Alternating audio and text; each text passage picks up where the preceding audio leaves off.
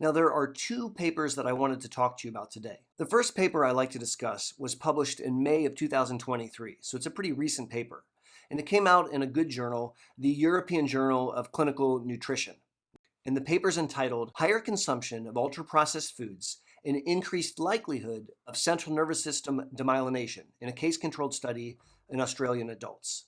Now, that's a mouthful, but in essence, what the authors did is they looked at populations within Australia and they stratified the amount of ultra-processed foods they ate. And they looked at how many of them went on to develop the first demyelinating event, so a clinically isolated syndrome, if you will. And what they found was really bothersome. It was statistically significant. The folks that ate the highest amount of ultra-processed foods had a very slight increased risk to develop a first demyelinating event. That's actionable to me. I spent a lot of time in clinic identifying people that might be at risk to go on to get MS. And I tell them things like avoid smoking because that lowers the risk, or make sure that we supplement their vitamin D3 because that can lower the risk. This gets added to that list. Avoiding ultra-processed foods looks like it might have a protective effect to help you avoid going on to have your first demyelinating event.